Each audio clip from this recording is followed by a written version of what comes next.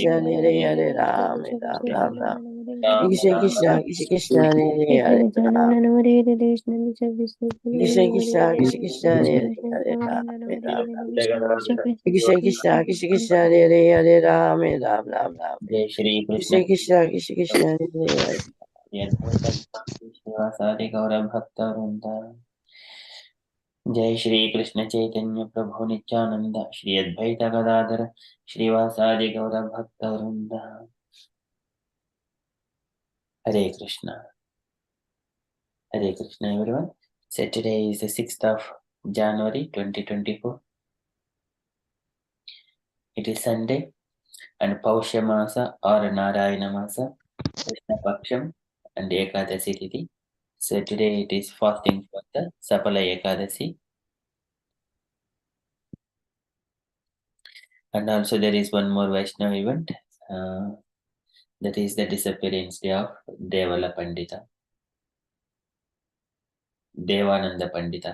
So shall I read a few lines from the ISKCON and the special Vaishnava days? So starting with the Sapala Ekadasi.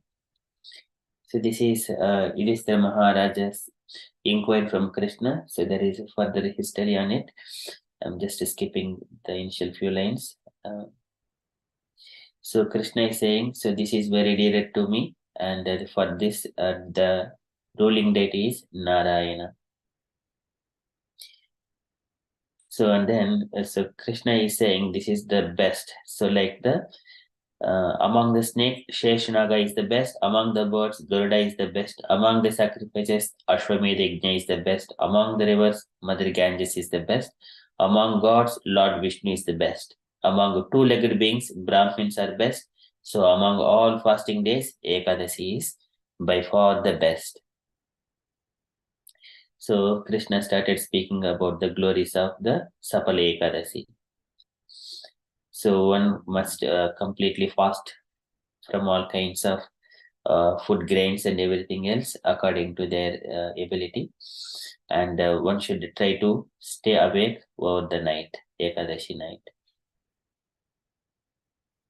So now Krishna is saying, now please hear with undivided attention as I tell you how much merit one gets if keep fast and remains awake throughout the entire night, singing and chanting the glories of Narayana. O best of kings, there is no sacrifice or pilgrimage that yields merit that is equal to or better than the merit one gains by fasting on this Sapala Ekadasi. Such fasting, particularly if one can remain awake and alert the entire night long, bestows the same merit upon the faithful devotee as the performance of austerity for 5,000 earthly years. O Lion among kings, please hear from me the glorious history that made this divine Ekadasi famous. So once there was a city called Champavati, which was ruled by the saintly king Mahishmata. He had 4 sons, the eldest of whom, Lumpaka, always engaged in all manner of very sinful activities, illicit sexual encounters with the wives of others, gambling, and continual association with known prostitutes. His evil deeds gradually reduced the wealth of his father, King Mahishmata. Lumpaka also became very critical of the numerous devas, the empowered universal attendants of Lord, as well as toward the Brahmins, and every day he would go out of his way to blaspheme the Vaishnavas. At last, King Mahishmata, seeing the unrepentant, brazen, fallen condition of his son, exiled him to the forest. Out of fear of the king, even compassionate relatives didn't come to Lumpaka's defense. So angry was the king towards his son. So sinful was this Lumpaka. Bewildered in this exile, the fallen and rejected Lumpaka thought to himself, my father has sent me away, and even my kinsmen do not raise but a finger in objection. What am I to do now? He schemed sinfully and thought, I shall sneak back to the city under the cover of darkness and plunder its wealth. During the day, I shall stay in the forest, and as night returns, so shall I go to the city. So thinking, the sinful Lumpaka entered the darkness of the forest. He killed many animals by day and by night. he stole all manner of valuable items from the city. The city dwelling folk apprehended him several times, but out of fear of the king, they left him alone. They thought to themselves that it must have been accumulated sins of Lumpka's previous births that had forced him to act in such a way that he lost his royal facilities and became to act so sinfully like a common selfish thief. Though a meat eater, Lumpaka would also eat fruits every day. He resided under an old banyan tree that, unknown to him, happened to be very dear to Lord Vasudeva. Indeed, many worshipped as the demigod, representative departmental head of all the trees in the forest. In due course of time, while Lumpaka was doing so many sinful and condemnable activities, the Sapala Ekadasi arrived. On the eve of the Ekadasi, Lumpak had to pass the entire night without sleep because of severe cold that felt due to his scanty bedclothes. The cold not only robbed him of all peace but almost of his very life. But by the time the sun rose, near dead, his teeth chattering and near comatose. In fact, all that Ekadasi morning he remained in that stupor and could not awaken out of his near comatose condition. When midday of the Sapala Ekadasi arrived, the sinful Lumpaka finally came to and managed to rise up from his place under that banyan tree, but with every step he took, he stumbled and fell to the ground. Like a lame man, he walked slowly and hesitantly, suffering greatly from hunger and thirst in the midst of jungle. So weak was Lumpaka that he could not even concentrate to nor muster strength to go and kill even a single animal that whole day. Instead, he was reduced to collecting water fruits had fallen to the ground of their own accord. By the time he returned to his banyan tree home, the sun had set. Placing the fruits on the ground next to him at the base of the sacred banyan tree, Lumpaka began to cry out, "Oh wow, is me. What should I do? Dear Father, what is to become of me? O Sri Hari, please be merciful to me and accept these fruits as an offering." Again, he was forced to lie awake the whole night without sleep. But in the meantime, the all merciful Supreme Personality of Godhead, Lord Madhusudana, had become pleased with Lumpaka's humble offering of forest fruits, and he accepted them. Lumpaka had unwittingly observed a full Ekadasi fast, and by the merit he reaped on that day, he regained his kingdom with no further obstacles. Listen, O Yudhishthira, to what happened to that son of King Mahishmata when but a fragment of the merit spouted up within his heart as the sun beautifully rose in the sky on the day following Ekadasi. A handsome horse approached Lumpaka as if seeking him out and stood next to him. At the same time, a voice suddenly boomed out of from the clear blue sky, saying, "This horse is for you, Lumpaka. Mount it and ride swiftly out of this forest to greet your family, O son of King Mahishmata. By the mercy of the Supreme Lord Vasudeva and the strength of the merit you acquired by observing Sapala Ekadasi, your kingdom will be returned to you without any further hindrances.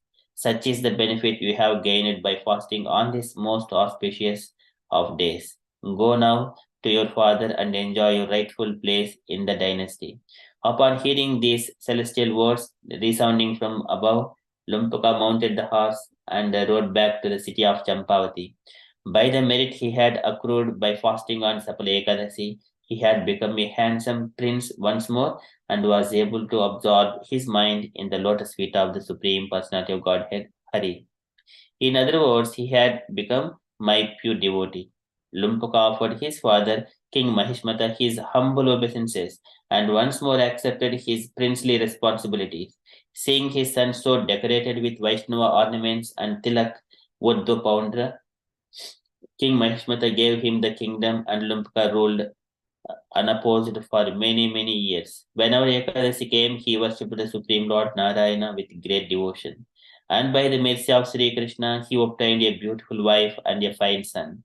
In old age, Lumpaka handed his kingdom over to his son, just as his own father, King Mahishmata, had handed it over to him.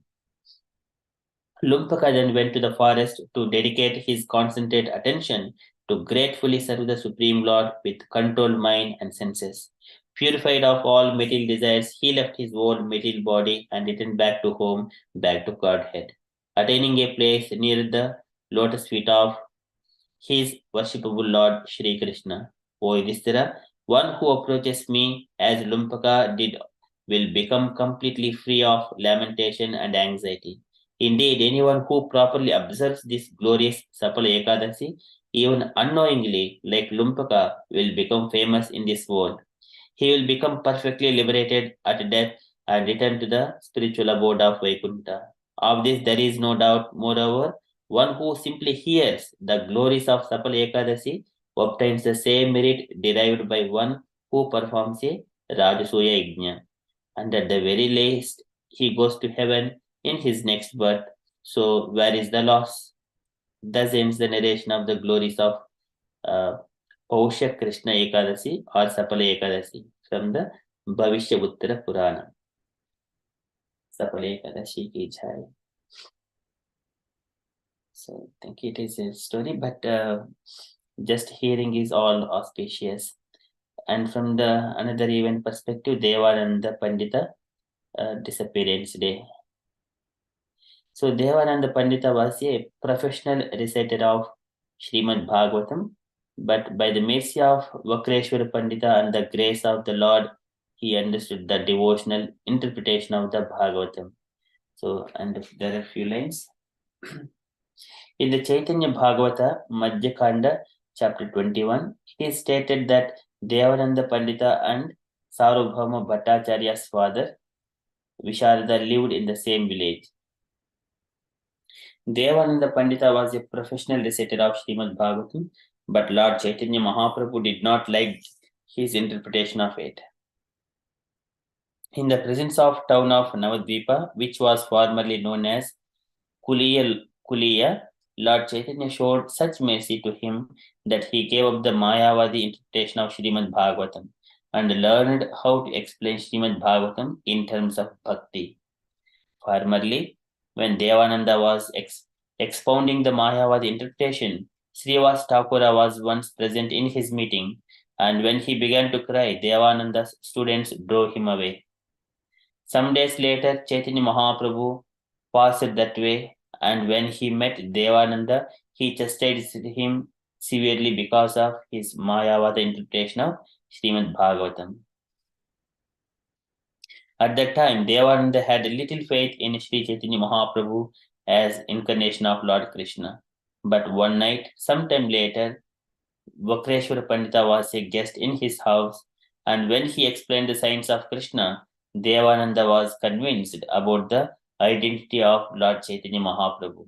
Thus, he was induced to explain Srimad Bhagavatam according to the Vaishnava understanding.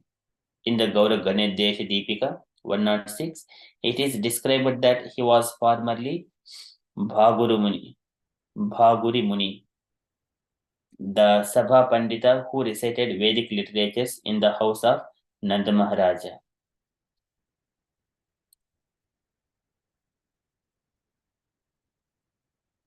So, and also there is when Chaitanya Mahaprabhu reached Vidyanagara in Bengal on the way to Vrindavana, he stopped at the house of Vidya Vachaspati, who was the brother of Sarvabhauma Bhattacharya.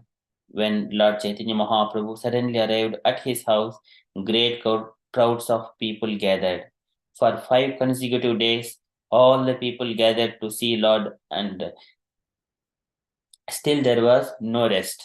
Out of fear of the crowd, Lord Chaitanya Mahaprabhu left at night and went to the town of Kuliya. The present day is Navadvipa. So there are further pastimes of this one. So I shall share in the WhatsApp group later on. That is from the Vaishnavians perspective. Sapala Ekadasi and Devananda disappearance day. Okay, that is fasting from grains, beans, and cereals. And according to the ability, one can also awake over the night. Okay, that is from Vaishnava events. So we shall quickly enter into Srimad Bhagavatam. Om Namo Bhagavate Vasudevaya. Om Namo Bhagavate Vasudevaya. Om Namo Bhagavate Vasudevaya. Hare Krishna. In the Srimad Bhagavatam, Sutta Goswami is saying to the Savanakari sages that where Parikshit Maharaj was sitting at the banks of Ganges river and for the Prayopavesha, keeping completely himself surrendering to the Supreme Personality of Godhead and his lotus feet, Dado Mukundangrim Ananya Bhavo. There, at that particular time, there are so many great sages. They have come along with their disciples. So, Atrihi Vasishta Chavanaha Saradvan Aristanemihi Bhrugurangirasha Parashuro Ghadisuto Ataramaha Utatya Indra Pramadaha Idbhavaho Medatiti Devala Astisheno Bharadvajo Gautamaha Pippaladaha Maitri Aurvaha Kavashaha Kumbhayonihi Dvaipavino Bhagavan Naradasya. So all these great personalities have appeared at this place. So those all these they are just like a Swayamhiti Dhani Punanti Santaha. They are able to purify even the Tirthas. They will sanctify all this wherever they go. Such a great saintly people they have arrived there. So Suta Goswami is further saying, and whoever else and what other people also have come to that particular place. So he says that so others are Devarshis and Brahmarshis and also Rajarshis, Arunadayas, and also so many other people they have come to that place.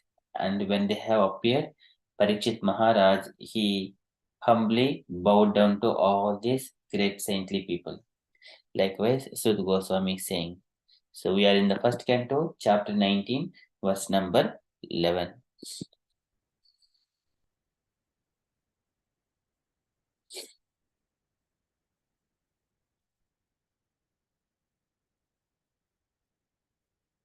अन्ये च देवर्षि ब्रह्मर्षि वर्या राजर्षि वर्या अरुणादयश्च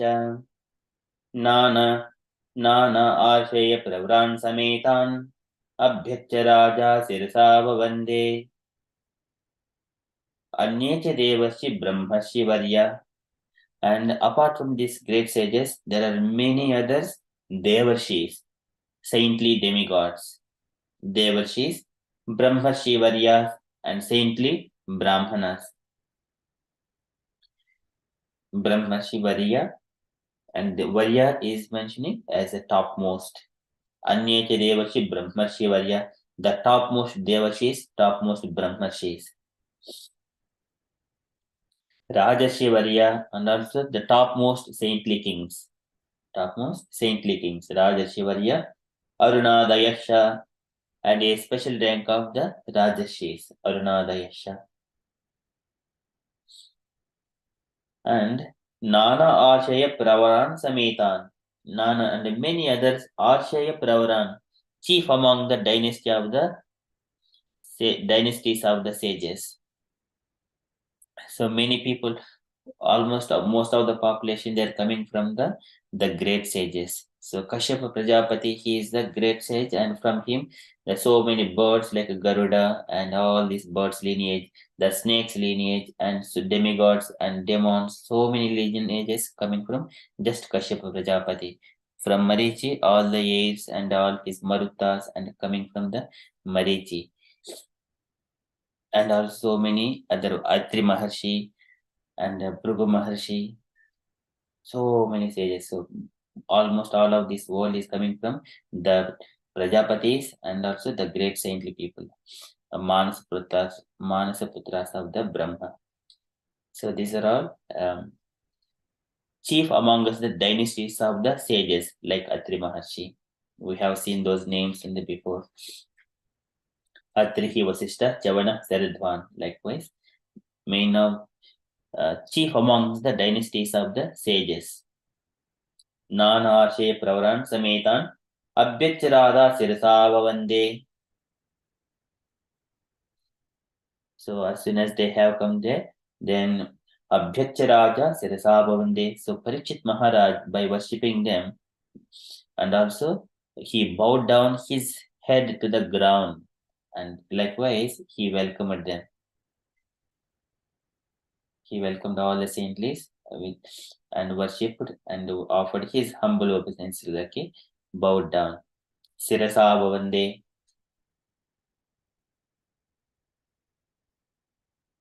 So likewise, Suta Goswami is saying, Anyeke Devashi Brahmashi Varya Rajasya Varya Arunadayasya Nana Arsheya Pravaran Sametan Abhyacharaja Sirasa Bhavande. So translation for this verse. There were also many other saintly demigods, kings, and special royal orders called Arunadayas, a special rank of Rajashis from different dynasties of sages. When they all assembled together to meet the emperor Parikshit, he received them properly and bowed his head to the ground. Purport by Srila Prabhupada ki jai. The system of bowing the head to the ground to show respect to superiors is an excellent etiquette, which obliges the honored guest deep into the heart. When the first grade offender is excused simply by this process, and Maharaja Parikshit, almost honored by all the rishis and kings, welcomed all the big men in that humble etiquette in order to be excused from any offenses. Generally, at the last stage of one's life, this humble method is adopted by every sensible man in order to be excused before departure. In this way, Maharaja Parikshit implored everyone's goodwill for going back home, back to Godhead. Srila Prabhupada ki jai. So here Prabhupada is mentioning, so it is the etiquette. It is called Aryan civilization. This is the most developed civilization. Showing respect to the superiors is excellent etiquette. We see all these good qualities who are raising their children. As soon as they see the adults or elders are coming, these children, straight away they go and fall onto their lotus feet, or the saintly people or the elders. In such a way, they will receive the blessings. This is the part of the Aryan civilization. So here, even the first grade offender is excused simply by this process, and Maharaja Parikshit, although honored by all these rishis and kings, and he welcomed all the big men in that humble etiquette in order to be excused from any offenses. So due to the kingly order, so he would be whenever one is engaging in the material duties, he would be sometimes unknowingly committing any mistakes, something like towards the others. So by this process, they will all be nullified. So we would not have any enviousness. Other people would not have any enviousness towards us. So likewise, Prabhupada is explaining this humble method adopted by every sensible man in order to be excused before departure. In this way, Maharaja Parikshit implored everyone's goodwill for going back home, back to Godhead. So that is the beautiful part of it. It is the etiquette. So here, whenever Bhishma Dev also, when he was leaving his body, at that time there are so many great sages. Simply, almost most of part of this mentioned sage names, they are also appearing at that point of time.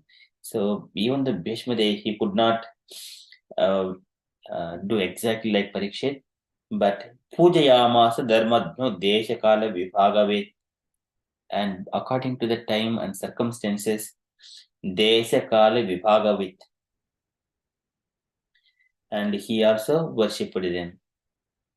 So just offering his obeisances just through the eyes, or so in such a way, based on the Desha Kala Vibhagavit.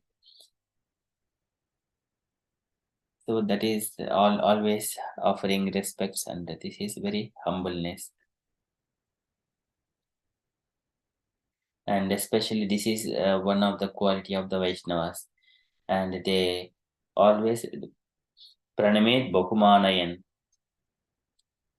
pranamet, and the Lord has entered into the heart of all the living entities, and Vaishnavas see each and every living entity, either it is a dog, bird, cat, anything else, a chandala or the way, the greatest of greatest saint, with the equal vision. Vision, it is just a vision that Lord is existing in all the living entities. And Pranamet Bahumanayan, he worships them, or he offer his obeisances. Pranamet Bahumanayan Ishvaro Jivakalaya Pravisto Bhagavaniti. So as Lord has entered into that, so because of Lord's presence, all the living entities are moving. It is not just because of the just individual entity. An individual entity is just experiencing the pains and pleasures.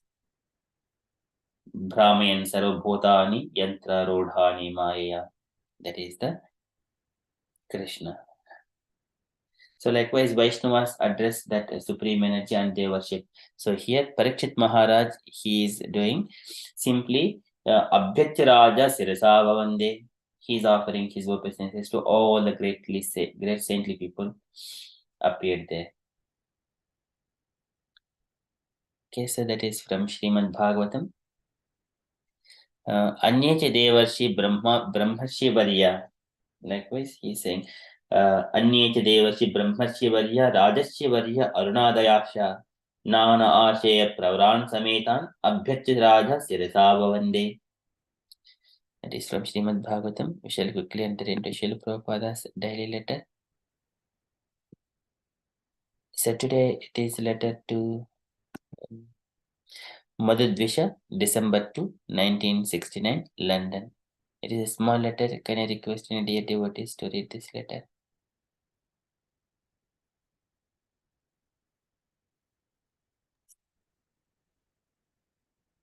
I can read it, Prabhu, if you would like. Yes, Mataji, please. My dear Madhvisha, please accept my blessings. I beg to acknowledge receipt of your recent letter along with the posters and Sankirtana party card. They are very nice, but this poster should never be distributed in hand. They may simple be distributed on walls. I am very pleased to learn that you are confident of obtaining the new house. It is good credit for you that since you have gone there, the San Francisco branch is going to purchase one house. You nicely arranged for that. Krishna will be very much pleased upon you. Please endeavor in that way for Krishna's service. I am glad to learn that you have collected $1,400 on the Peace March there. The New York Temple and all the other East Coast temples had a similar Peace March in Washington, D.C., where they collected very nicely and gave to my book fund a distribution of $3,000. Regarding your scheme for holding a dance for collecting money, that is nice, but the devotees should not remain there after the chanting if this is possible. Some may remain if required, but the majority may go away. I have received Jayananda's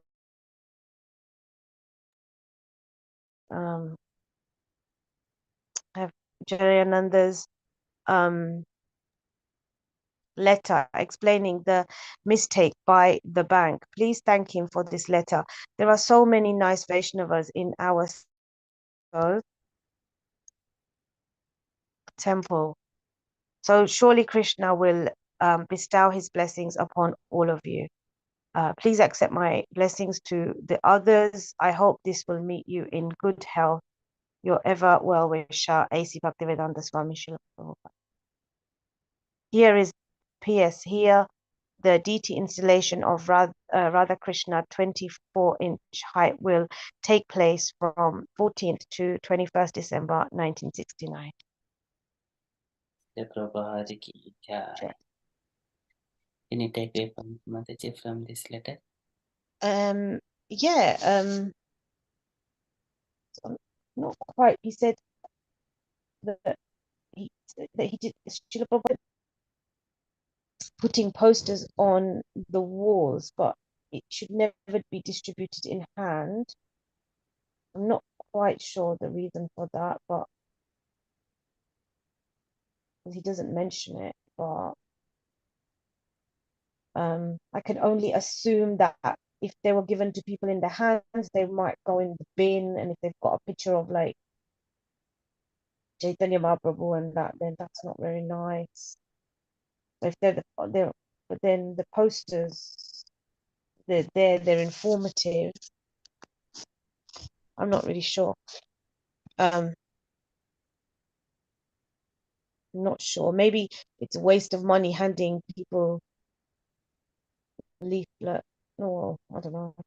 But I suppose the posters, someone could do graffiti on them as well. So I'm not really sure why he would say that.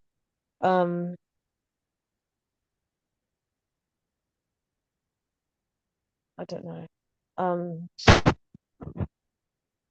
then obviously he's talking about a devotee purchasing a house and then in San Francisco, and that he's happy to hear about that. And then he's happy about the collections, about the peace marches that were made, and then devotees transferring Lakshmi into his book fund. And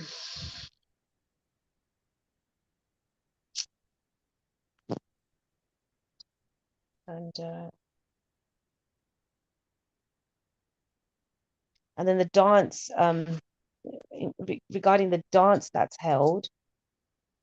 So obviously this is a way to obviously attract people, but really devotees shouldn't stay there, because obviously there's room for like issues to occur and people falling down, and I would assume that's what that means. I suppose in Srila Prabhupada's case, he's going from one culture to another culture, which is completely different, and he's trying to adapt, and he's trying to think what might attract people, but then at the same time he's very cautious about the damage that it can do to his existing to the existing people that are in the movement, because they're probably not that they're not that cultured, if that's the right word to use, sorry, in terms of what people are like in India. And so therefore where he's trying to teach this culture, this kind of dance, and that might be quite detrimental for them in the early stages. So he's being cautious about that. But at the same time, he's trying to invite people in. And then, but he's asking people to chant beforehand. And yeah. And that's it.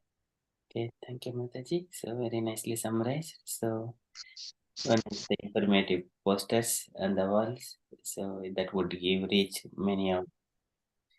That is one takeaway point. And also proper, yeah, this is another one. Once this peace march is very important thing. Sometimes if we take it, then our movement also will be recognized widely by many people. So that is another takeaway point. And that another thing, so devotees should not remain there. So if the devotees are among the materialistic people, through the chanting. So this is in another angle. The father was mentioning this one after the peace march. Okay, so those are the few takeaway points from this letter. Any other comments, dear devotees?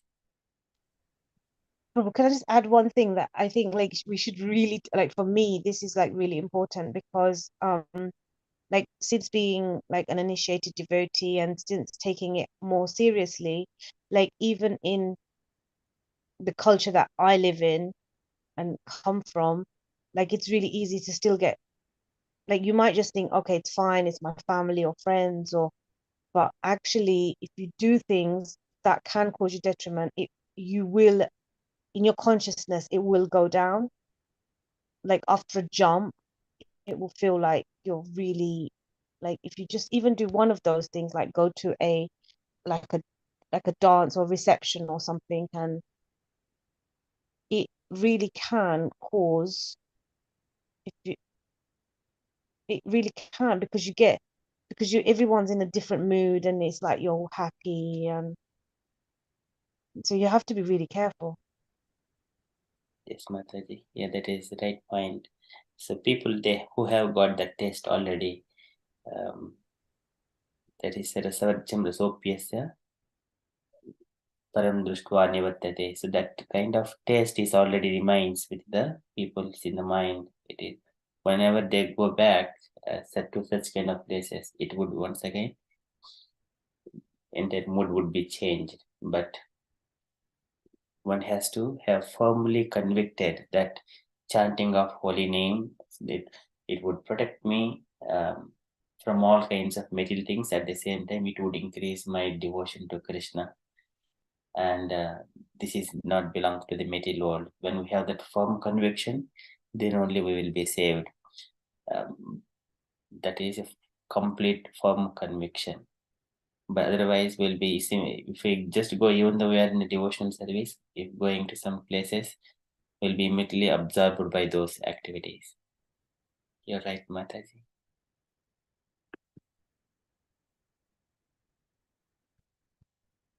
So that's why I always keep chanting beads, even though 16 rounds are completed. Having the chanting beads in the hand, it is always safe. Tasma sarveshu kaleshu ma manasmara yujyacha. It doesn't matter who is thinking that, oh, I'm at the office or I'm in the middle of these people. How can I chant? There's some people may think in different way. We should not feel about it. No one, even if they think that he is doing, it doesn't matter to us, because our time is ticking. Once a minute is passed, a moment is passed, we don't get back. And their feelings on us, it doesn't have any value to us. That we have to be very carefully understanding that one as well. We do not do anything to impress the society, or we do not consider any feelings of the society on us. That is very important. If we think I'm a great man, I'm a beautiful, I know I'm a learned person, if I act like this, what people would think, this kind of misconceptions. This is simply mohat. It is just a illusion. It doesn't have any values. What is true, what is fact? My body is getting increased, time is ticking on my body. It would not get any single moment once it is passed. How can it place right now in Krishna service? That is the only firm conviction.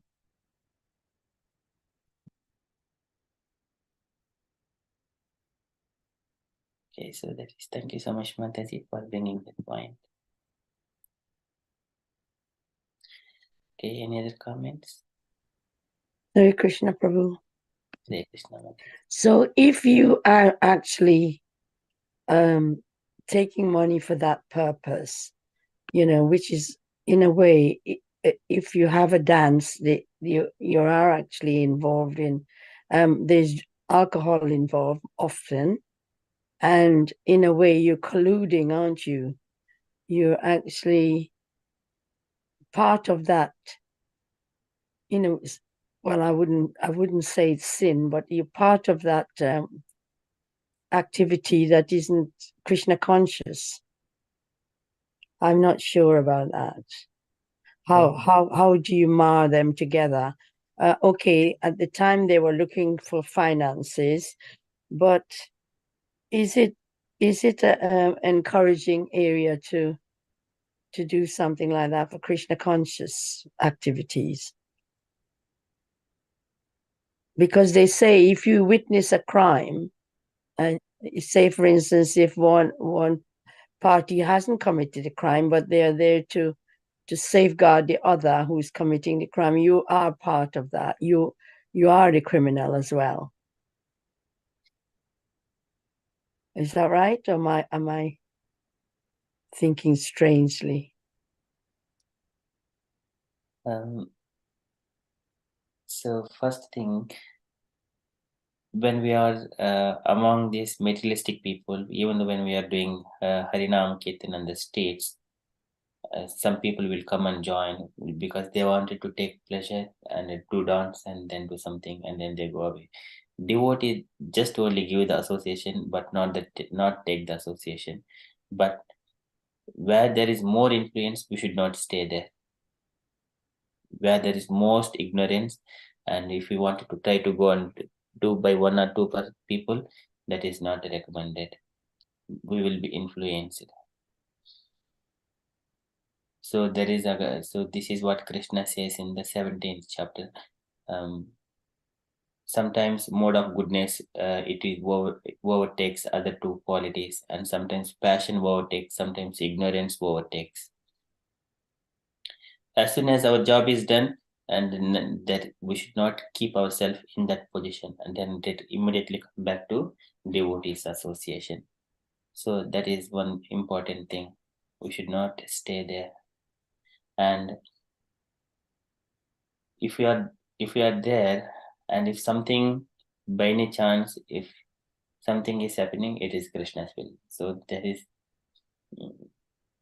I don't have further insight to say, but actually we should not point out from our perspective that you are a wrong, you are a good, you are a good person, you are a bad person. We do not differentiate, but from the material perspective, we should not keep ourselves in that particular position. Always the person is in the devotees association only. As soon as job is done, that's it. Swadharma Acharanam Sekya, that's it. Vidharmacha Nivartanam.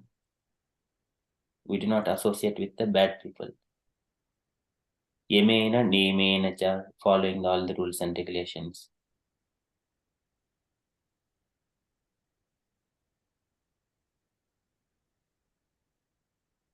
Otherwise, if we are there and if we try to say whatever you are doing, it is not right, and if we point out, then this is, we should not also point the bad people or sinful people.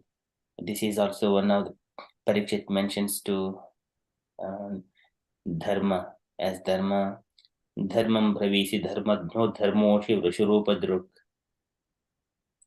Yet adharma krute sthanam suchakasyap yad bhavet.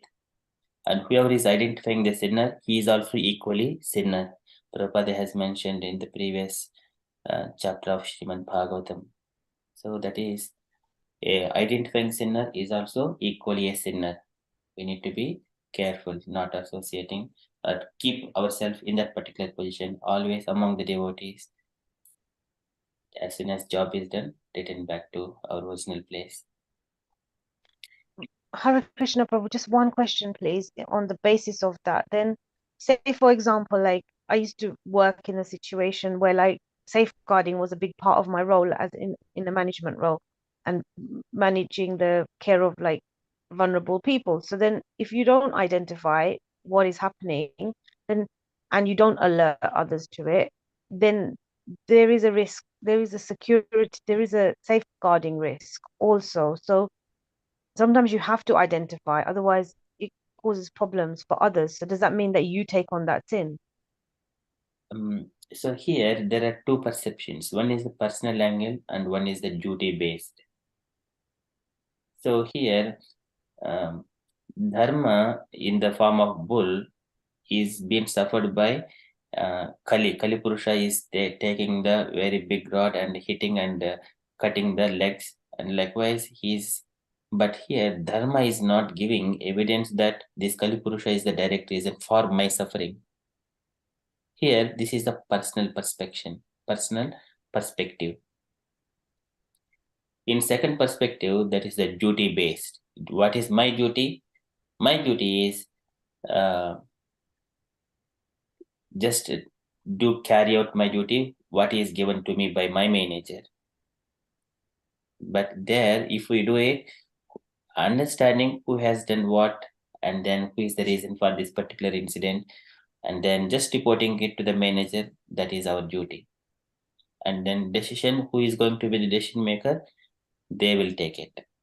There we would not incur any sins. It is a duty based. So here Parikshit understood that Kali is doing that, and then he took the sword and he is punishing. He is the authorized person. But from the personal perspective, even when Parikshit was impacted, or when the boy cursed him, but it is his personal account. He did not counteract it, and Dharma did not counteract it personally. And who is the authorized person? They only do it. Okay, so but then say that you are the person in authority at that time, like you have a responsibility to safeguard others as well. And sometimes nobody takes that responsibility, especially in like family situations and stuff. And then things continuously, and people become so affected and infected. If you then take a stand to protect those people because you feel guided to do that, or so is that still okay? Like, as long as you're not doing it for yourself. Yes. So that's the difference. Yeah, you shouldn't do it. So if someone's whatever someone's doing to you, you should take it. So you shouldn't defend yourself then. Yes. You should. So if someone's come to hit me, I just take that. Sorry, so is defense wrong, or just trying to make it practical? So I understand you're saying if we're doing it for the safeguard of others, that's one thing. We shouldn't do it for our own safeguard, because then that becomes personal. So therefore, do we put up a boundary? Do we put up a barrier? Do we protect ourselves, or do we retaliate? Because they're the kind of situations that most people will come across in like today. I mean, obviously no one's going to be like Parikshit Maharaj, but yes, Mataji. So your questions are appropriate. So there are kinds of when someone is trying to hit, in what way they are hitting. If they coming from the behind and hit and then they go, that is one kind of hit. That time we simply accept it. If he is coming in the front, then you should become a warrior, because this is the fight up with against the other person. You have to defend there. If a person is coming to try to hit, it is a defense. It is a dharma. But in the behind, coming and unknowingly we were hit by some other people and they left, we have to simply take it. okay, so it's okay to defend, and then so obviously taking away the physical aspect, so people are always prone to psychological to psychic attacks as well.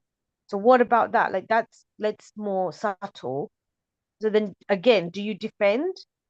For such kind of the words and trying to influence through some other without touching without physical, then only the weapon is the silence. Okay. So if it's unknown, it's better to, if obviously, because it's not a physical, even though it could be passive, you would maintain the silence and probably move away from that person, I would assume. Yes. Yeah. Hare Krishna. Hare Krishna, Prabhu. So in that case, how does silence serve the individual sort of what shall I say, compassion and empathy towards individuals? Because that's Krishna conscious teaches you to be compassionate. So how does silence fit into being compassionate? Because we feel for people, we want to help them. So if we see something that is seriously abusive as Mataji is pointing out, we've taken it to the right place, but it's not been addressed. And then you see the damage, and then there's sometimes are investigations. So, and you become part of that in the legal sense. In the if a case is taken to court, you're found guilty of not doing anything. Like a lot of cases that we hear about in the community. Yeah, like what Mataji is saying is that to do nothing is neglect. Yeah. It's neglect. Like if say yeah, it's acting out of if you have the one thing is duty, like if a parent just allows something to happen to the child, there's a duty of neglect also, like by law you've allowed that to happen and not put the safeguards in place, and by just being wishy-washy, where especially in this day and age, it's there are there's responsibility. But Prabhu is saying that if you put it in the right place, you're not being wishy-washy. It's the other person that's being wishy-washy. But how can we withstand that and see that somebody is being, we talk about Arjuna fighting for his rights or fighting, for justice. What position are we to find justice for that individual when it is part of our duty? We have to follow the law of the land. We have to follow rules and regulations as well. So this is hard piece of, thing to swallow, really. Yes, Mataji. So these are day-to-day life. So whenever it comes to the personal account, it is my personally someone is doing or criticizing, we will take it because there is no duty involved. But if it is invoking any law, then we have to speak. But whenever it is involving with other person, so some kind of thing is put in front of that or blaming for particular reason. And then if it is invoking any law, then we have to speak properly. But if it is just someone says, oh, you're not good, then we simply take it and go, okay, that's fine. We simply take it and go. That's it. We don't, that is a different personal account. Yeah, But yeah. whenever the law is being invoked, we have to speak. That is dharma. Haribol, yes, that's right. Thank you, Prabhu. That's hard to do, though, turn the other cheek. Yeah. Yeah. Like, yeah. Dharma is, it is so much of complications, the time, place, circumstances, and whether I'm acting as a daughter, acting as a man or woman or a servant, that we have to understand at every moment. That is dharma in this material world. But that's why we keep, whenever we are in the devotees association, we don't have to think. We simply do chanting, dancing, kirtan, and respect elders and make friendship with equal-minded devotees and compassionate to the neophyte devotees. So pleasing. That's why we keep ourselves in that environment. It's every moment you have to keep that that frame of mind, and it's not easy in the material world. Yes. That is, dharma is very complicated, a complicated thing in this material world. So we need to be as much as possible far away from this material world. That's why Krishna Sarva Dharman Parityajya Mam Ekam Saranam Vraja. But once we are completely in that mood, then we would not be impacted by this material world. Okay, so thank you so much, Mataji, so for raising the points and discussing. Thank you so much.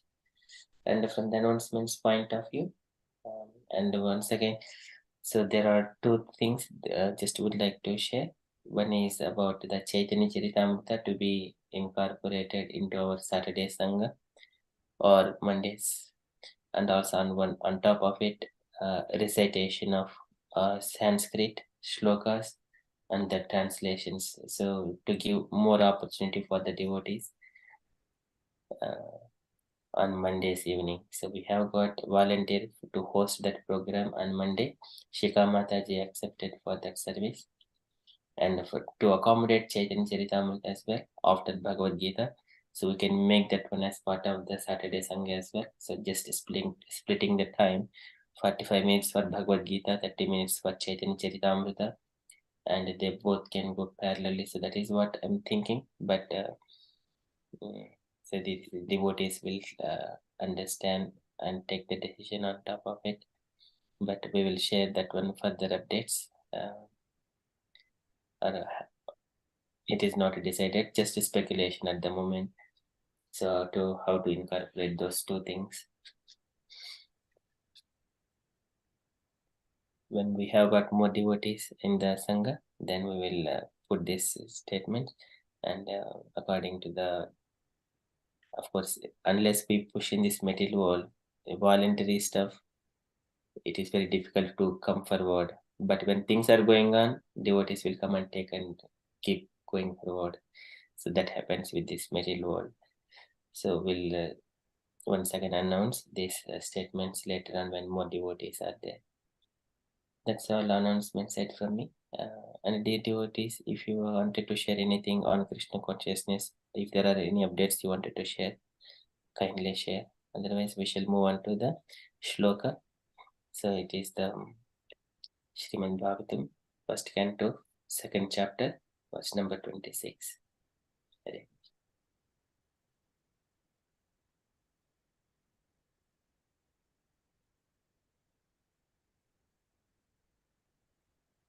Okay, so if there are no questions, then we shall move.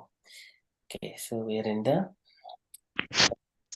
So this is the verse. So where Suta Goswami this is a summary of all the Srimad Bhagavatam. This summary, one of the summary verses.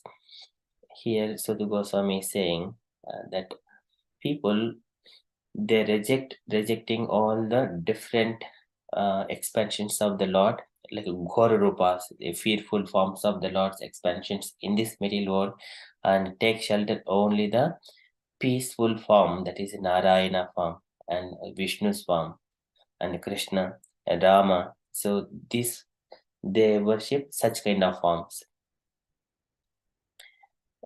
Likewise, Sudha Goswami is saying. So previously, Sudha Goswami says, Bhejre Muniyutagre Bhagavanta Madokhyam. So likewise, he was mentioning about previously the great sages, they worshipped the Supreme Personality of Godhead. And they have attained the eternity. So now he is saying about the Mumuksho Ghora Rupam Hitva Bhotapatinata Narayana Kalaha Santa Bhajantihi Anusuyavaha. So he is saying that one. So last verse is Bhejre Muniyotagre Bhagavantam Adokshijam Sattvam Vishuddham Kshemaya Kalpante Yenu Taniha. So they previously all great sages rendered service unto the personality of Godhead due to his existence above the three material modes of nature. They worshipped him to become free from the material conditions and thus derive the ultimate benefit. Whoever follows such great authorities is also eligible for liberation. And establishing all previous points, and here this is the next verse. So here he says, those who are serious about liberation are certainly non-envious, and they respect all. Yet they reject the horrible and ghastly forms of the demigods and worship only the all blissful forms of Lord Vishnu and his plenary portions. So this is also very important for us. When we are rejecting, why we reject other forms. So there are some Kala Bhairava and Lord Shankara's expansions. There are so many other forms, and Kali, and they are fearful forms. And why we reject?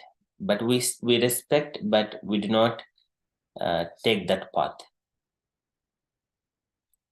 So this is mumuksho ghora rupan hitva bhota patinata narayana kalaha santa bhajantihi anusuyavaha.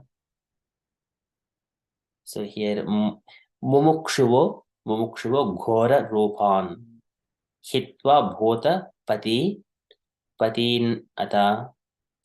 And when we combine the reading, patinata or narayana kalaha santa bhajanti hyanasuyavaha.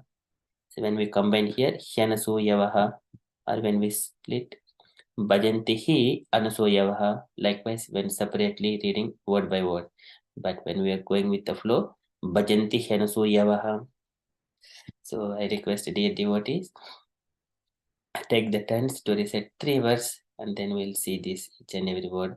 Mumukshu ghor rupan hitva bhuta patinata narayana kalaha santa bhajanti henusuyavaha. So shall we go into the alphabetical order? Gaurangi Mataji, would you like to go one for the recitation of?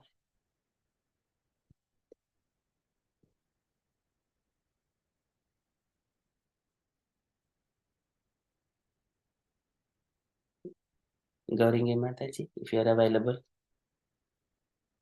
Jahnu Kanya Mataji. Hare Krishna Prabhuji. Sorry Prabhuji. Yes, Mataji, please. Hare Krishna Dandavat Pranam Prabhuji. Om Namo Bhagavate Vasudevaya.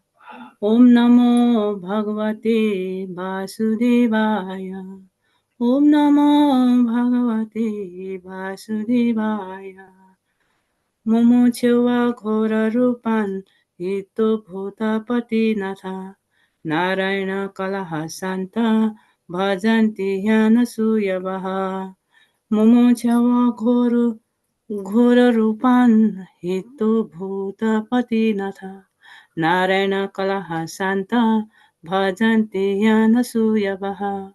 Momochewa Ghora Rupan Hito Bhutapati Natha Narayana Kala Santa Bhajanti Yanasuyavaha. Hare Krishna.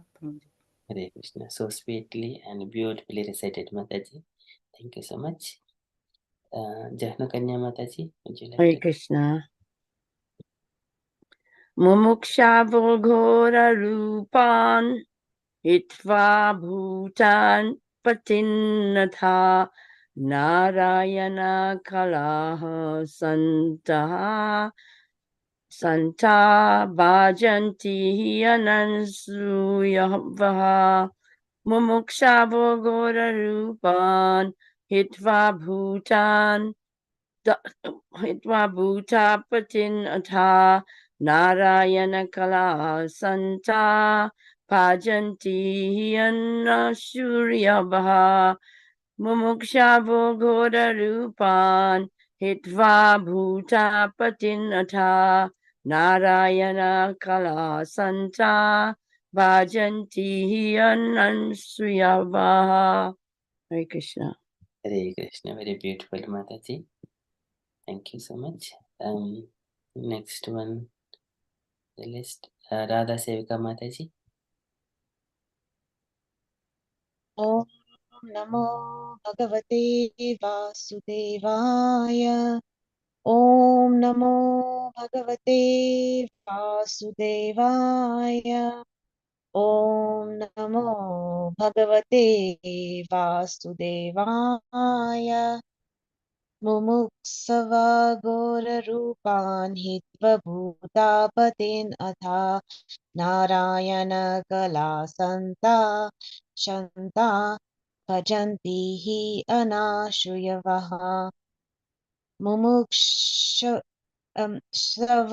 Gora Rupan Hitva Bhutapatin Atha Narayana Kala Shanta Bhajanti hi anasuyavaha.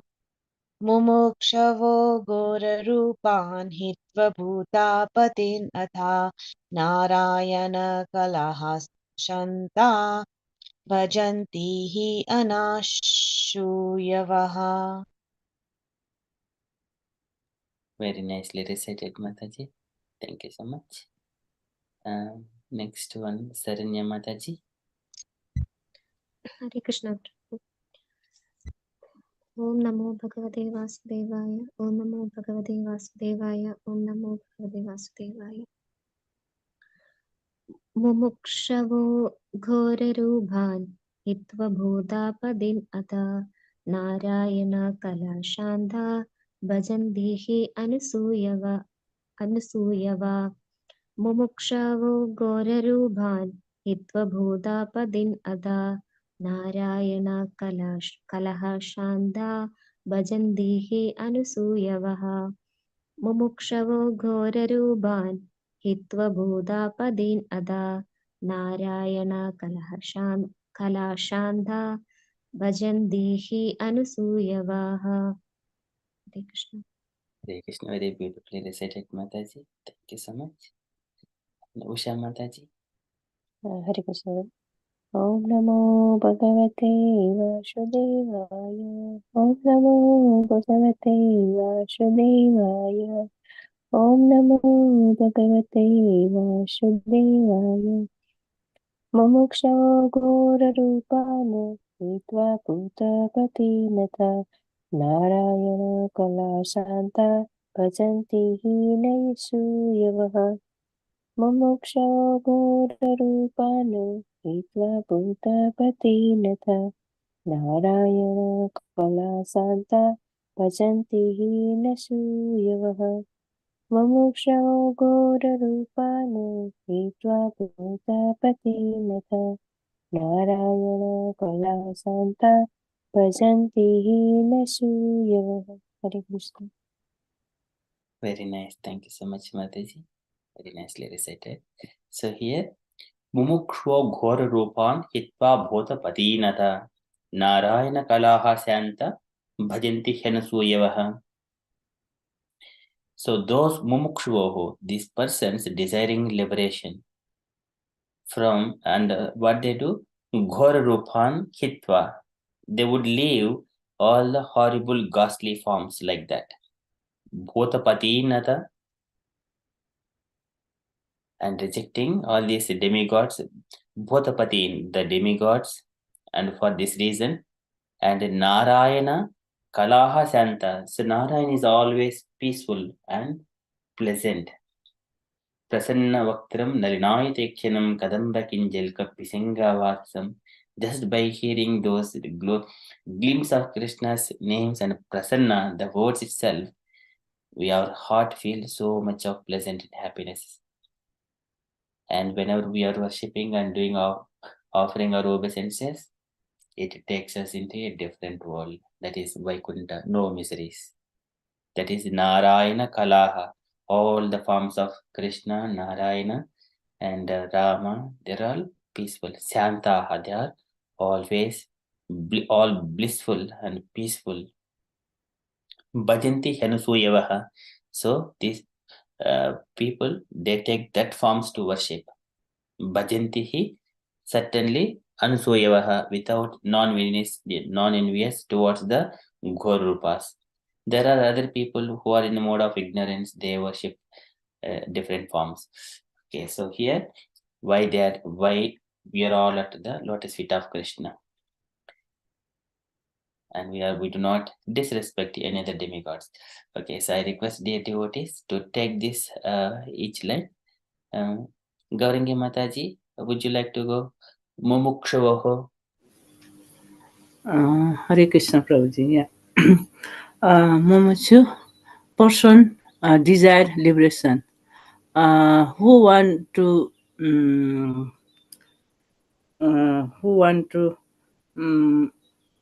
liberation?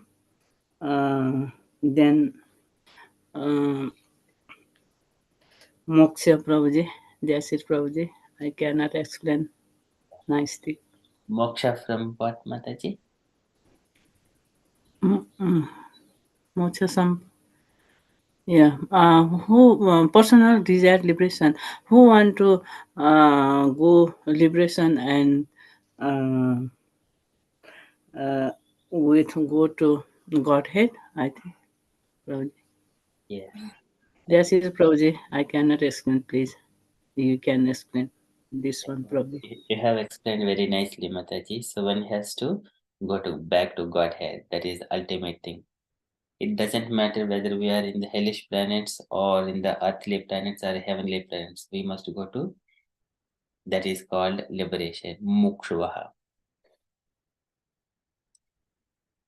So otherwise, everyone are destined to birth, old age, disease, and death, and suffer these pains and pleasures from all the material things, tapatriyas. Thank you so much, Mataji. And the next one is the Ghora Rupan. It is fearful forms of the Lord. So, Jafna Kanya Mataji, would you like to say what is Ghora Rupan and what you understand in this context? Hare Krishna. Gora meaning horrible and ghastly occurrences, and Rupan means any form like that, any kind of any incident that involves a horrible experience, one need not to accept. So if you have what he's saying here is that if one has the desire, which is they want to attain liberation, which is freedom, they need to endeavor into Krishna conscious activities. And by doing so, they'll be able to reject all the horrible, ghastly experience that that in the material world is availed to us. So we become peaceful and very nicely situated with Narayana. I think it says something about Narayana.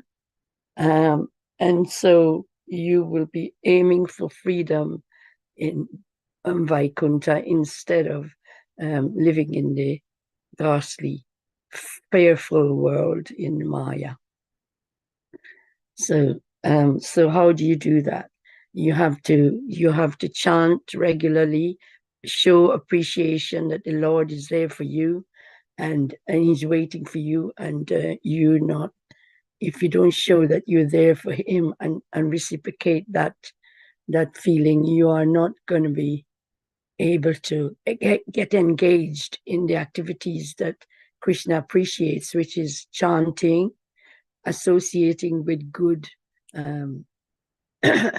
like-minded devotees, follow your devotees, learn from your devotees, and also read Bhagavatam and cultivate that knowledge into actual practice. So you are actually really dedicating yourself. In other words, you try to surrender your material asset and your material desires and wants into needs, and your needs is most important, and the most highly attained needs is to reach the planet of Vaikuntha and be with God forever, never come back in this material world, in rebirth, all the disaster that goes with it. So you rebirth and all the dangerous, sinful life, and also the shall I say, painful experience, which is temporary. So what we're aiming for, freedom of all these horrible experience that is short-lived and is not permanent. In Vaikuntha, life is permanent with Krishna. You're forever youthful. Hare Krishna, sorry, it's a lengthy one. But that's what I gather from it. Hare Krishna. Hare Krishna. Thank you so much, Mataji. So that's why one has to take only shelter of Krishna. So the full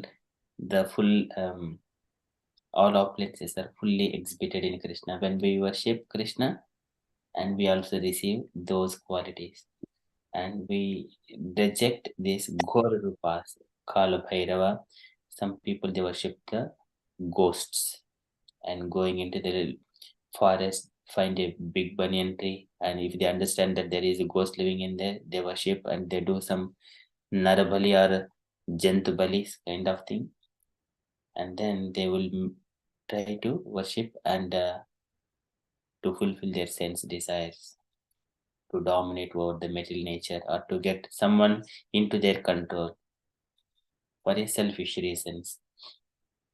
Bhutaniyanti bhuteja. Such kind of people, they take birth in the bhutas. They will not ever be peaceful.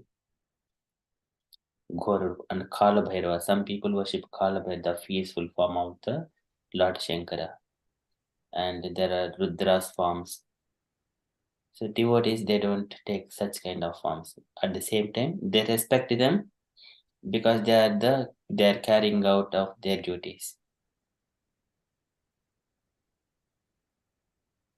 Some people, they utter these words. The name itself, Ghor Rupan. We also feel that sound vibration when is horrible and ghastly. Ghor Rupan.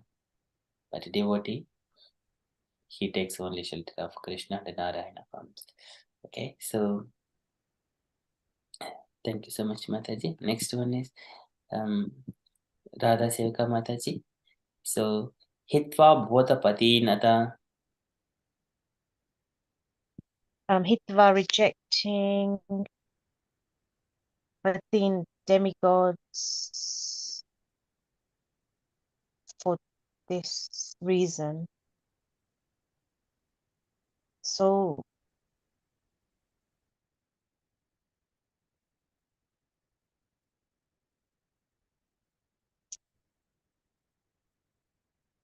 Hitva, rejecting,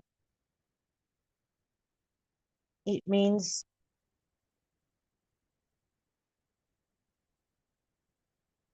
we have to put that thing aside, not in a not in a kind of disrespectful way, but just that thing needs to be put aside, which is the demigods.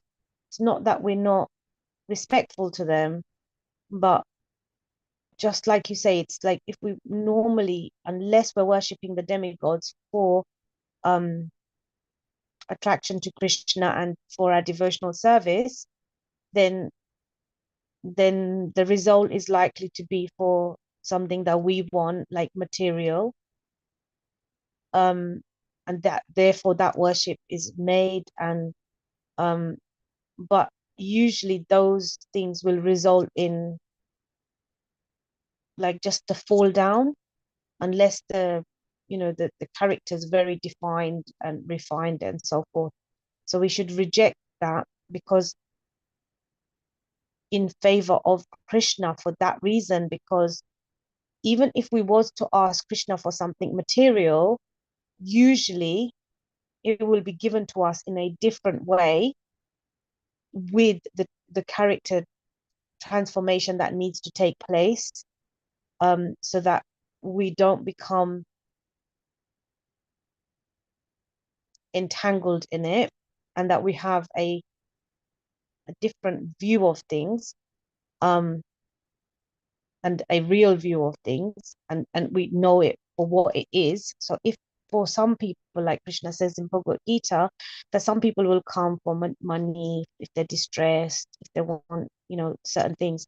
So it's okay for even people to want that, but it's just that Krishna will offer that in a different way, alongside the character formation and the link back to him, and with the understanding that gradually these things have to be given up anyway for something higher.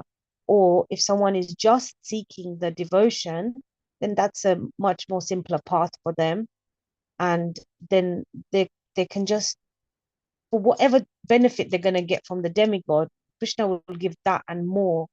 But ultimately the connection to Krishna is established, and everything becomes more, I suppose, structured for them, and for that reason. Very beautiful. Thank you so much, Mataji. Very nicely explained. So the Krishna's path, it is, even though it is slow and we are in the right path, we never ever fall down. If you are going in taking to the demigod or anything, if you are stuck up with any desire to with only that demigod, we are not progressing, then there is a danger. So we will lose our valuable human life, the time. So that's why one has to be in that part. So for that reason, hitva bhota patinata. So Krishna says that situate yourself in the yoga. Things anyway will come automatically based on the yad yad bhavyam bhavatu bhagwan purva karma anurupam. Whatever come in our way, it will come. For that we do not have to make any endeavors, but we have to be what is ultimate destination, establish that path.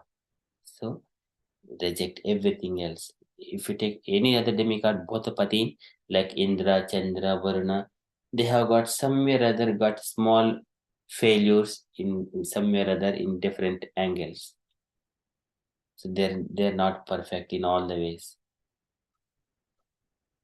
Indra, he is just fall into some kind of sense gratification stuff, and somewhere or other, almost all the demigods got little bit of some kind of tinge of failures, or somewhere or other they fall down.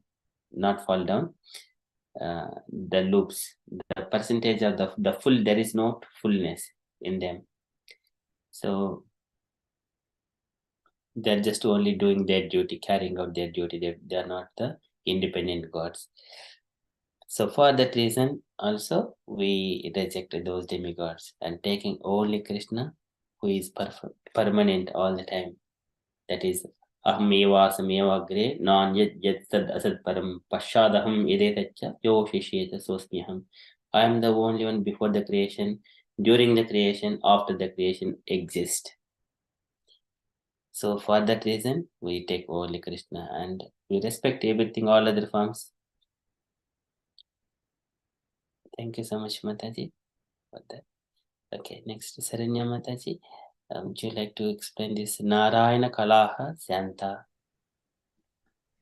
Hare Krishna Prabhu. Yes. So Narayana means the Supreme Personality of Godhead. Kala, his plenary portions. Shanta, all blissful. So the Supreme Personality of Godhead, Narayana, as well as his plenary portions, are all blissful forms. It's not like the Ghora, like horrible, ghastly forms.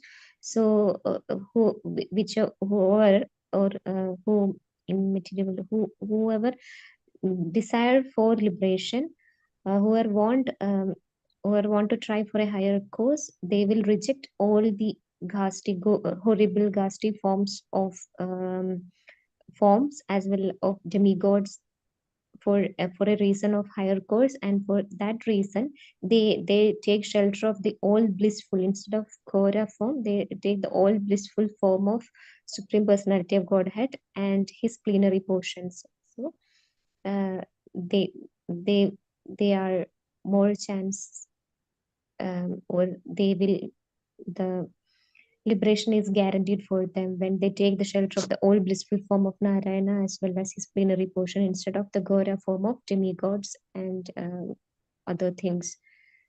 So Narayana Kalashan, the all blissful form of Supreme Personality of Godhead as well as his plenary portion, that is Narayana Kalashanda. Is it right, Prabhu? Yes, Mataji. So very beautifully explained. And this one, the Narayana has got so many forms. Krishna has got so many forms like Rama, Nrsimha. Whatever the form it is so blissful. When we hear these stories of each and every incarnation, we derive so much of pleasure and happiness.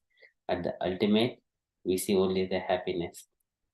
Everything is concluding and dovetailing in Krishna only. All blissful. That is Shanta. Shanta is the another meaning is the peaceful. Shanta. Shantam Bhagavataha Padam. Prasannam Yati Satpadam. That is Yogasya lakshanam vakshe sabijasya nrupatmaje. Mano yenaiva vidhina prasannam yati satpadam. This Shanta is so peaceful and Prasannam Yat. Whenever we engage ourselves, it must lead us to the peaceful, free from all kinds of anxieties. No more tapatrayas. That's why all the Narayana forms and Vishnu forms, they're all peaceful. Thank you so much, Mataji. In summary, very beautifully explained. Okay, Bhajantihi Anusuyavaha. Usha Mataji, would you like to? Hare Krishna Prabhu. Bhajanti means worship, do worship. He certainly Anasuya Vaha, non-envious. So worshipping like the whoever worship Ghora Rupa or anything said, and some wants to be like they don't know about the kind of liberation. They still like for example the Hiranyakashipu was worshipping the Brahma, but still he is like have a like a desire to liberate, but still whoever's go to giving the liberation is like a Vishnu or Rupa, but not like Brahma. Still he has to go through all the things, and then still I think uh, uh, is that, for example, for this Prabhu you can give like certainly, and whoever worship the Vishnu, they definitely go to get the liberation. And I don't know Prabhu, the non-envious, so it is he and Shuyava certainly about that word Prabhu. Hare Krishna. Thank you so much, Thank you, Mataji. Prabhu. So Bhajanti, it is worshipping. Bhaj, so Prabhupada says, Bhaj, this is the dhatu called Bhaj. One is always thinking in all circumstances. That refers to Bhajanti. There are some people who do different kinds of bhajans. But actually, the bhakti, and bhakti is the devotion, bhajanti is the process which carries this bhakti to that ultimate person, that is Krishna. This is the process worshipping bhajanti.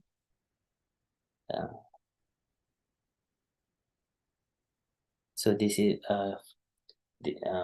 one of the, so Madhyashna sparsha, pada sparsha, Madhyashna sparsha darshana, Madhyashna darshana sparsha pada socha asanadibihi. So when we are going to the Lord, to see the Lord, darshana, and sparsha, to touch it, puja, to worship, stuti, to glorify. Likewise, in different ways, we go to the temple. That is called worship. That is bhajanti. We engage our time, energy, and money. Prana, ardha, diya, vacha, shreya, acharanam sada, all the time. Deheshu iha dehinam. We have got a human body, valuable human body. Engage that one. In such a way, etavad janma sapalyam. The life will be successful. That is worshipping. And when we are worshipping, why we worship? Unknowingly also, if we worship, what happens? Whatever the qualities of the ultimate object we are worshipping, those qualities will be inherited into us. That is bhajanti. Some people, they're always thinking of praising some politicians. What they wanted to do, they're passionate about that politician. They will receive those qualities into that particular person.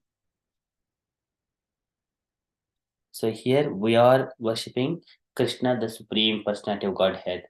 So we derive those qualities into us, the full all opulences. Aishwarya Vairagya Yasho Avbodha Virya Shriya Purtam Aham Prapadye. The 6 opulences. Purtam Aham Prapadye. I worship that Supreme Personality of Godhead, not anyone else. Who is that? Aishwarya Vairagya Yasho Avbodha Virya Shriya Purtam Aham Prapadye. Why should I take any other one else? Everything is temporary and defective in so many ways. So that is bhajanti. When we are worshipping that way, we get all qualities into us and we will become fit to move out from this material world which is full of dukkha, miseries, dukkhalayam, ashashvatam. But that Lord is permanent because we have acquired those qualities. We are eligible to live in that planet along with the Lord. Bhajantihi. So, and at the same time, we are not envious towards anyone. Ajata satravaha santaha sadavaha sadhu bhoshanaha. Devotees are not envious towards any living entity. Everyone are part and parcel of Krishna only. Because of their qualities, they have got a different body. That's all.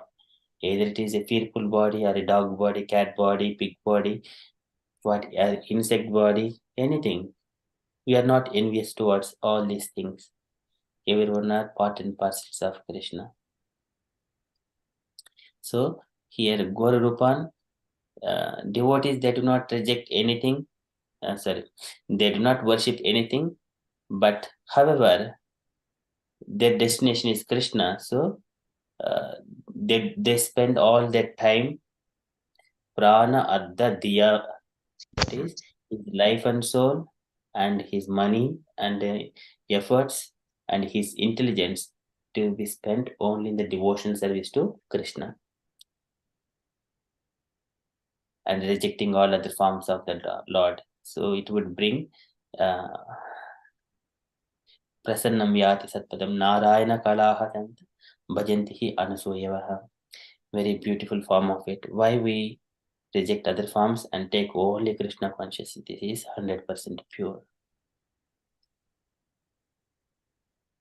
So that way, in that way, sarvaihi gunaihi tatra samasate suraha. We derive a devotee has got all the good qualities of all the demigods, but not anyone else. Okay, so that is the mumukshu ghor rupan hitva bhuta patinata narayana kalaha santa bhajanti henu suyavaha. So I request dear devotees once again take the turns. We shall go in the reverse order. So if you have learned this one already, uh, vibrating the sound wave, these words, Sanskrit words. Any questions in this pronunciation, dear devotees? Hare Krishna Prabhu, just one question. So say like the Lord, when we connect to him, and it's saying that we connect to the Lord because of his peaceful form, yeah? Mm-hmm. So what about when Lord kills the demons, or does Lord also have anger inside him? Does he also have like other qualities, which obviously in his case they're all always auspicious? So when he's angry, then it's for the right, so when we tap into that energy, do we also receive that energy back?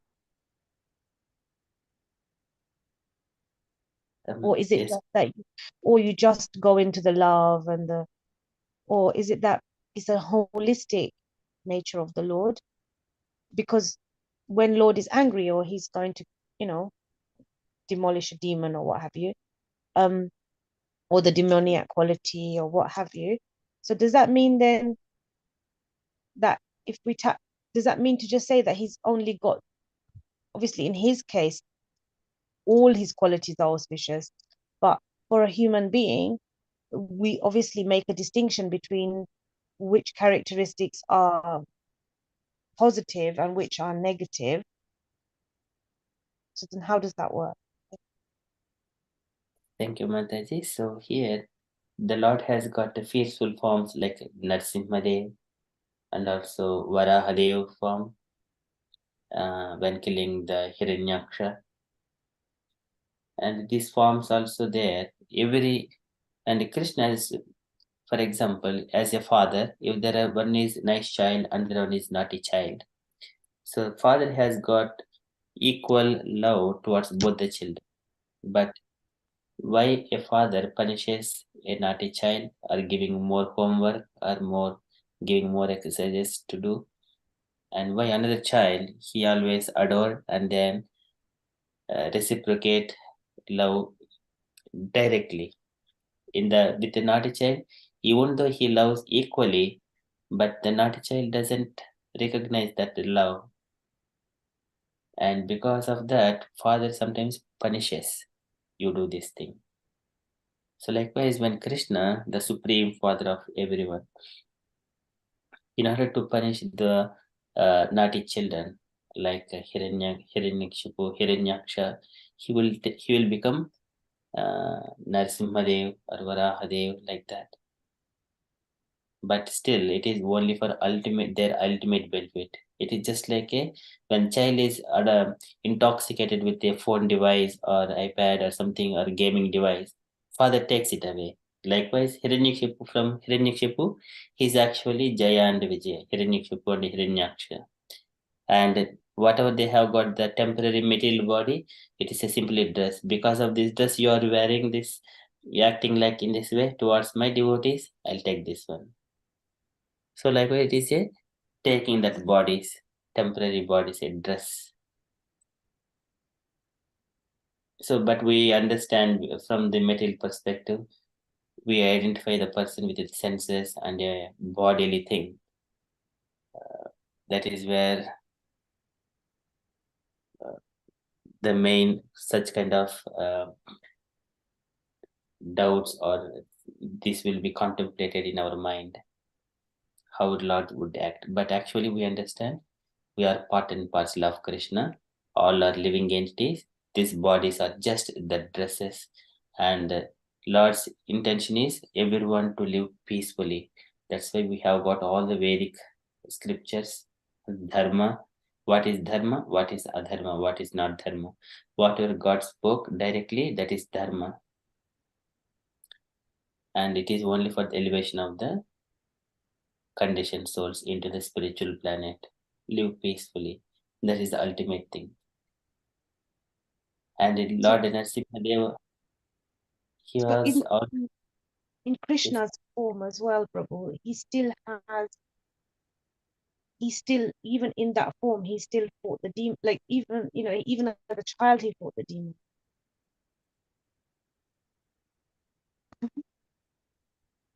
Yes, so Krishna also killed Putna demon and so many Sektasura demon, Trunavata demon, Vyomasura demon, all the demons, because they are. So Krishna is supreme personality of Godhead. He appears only once in a day.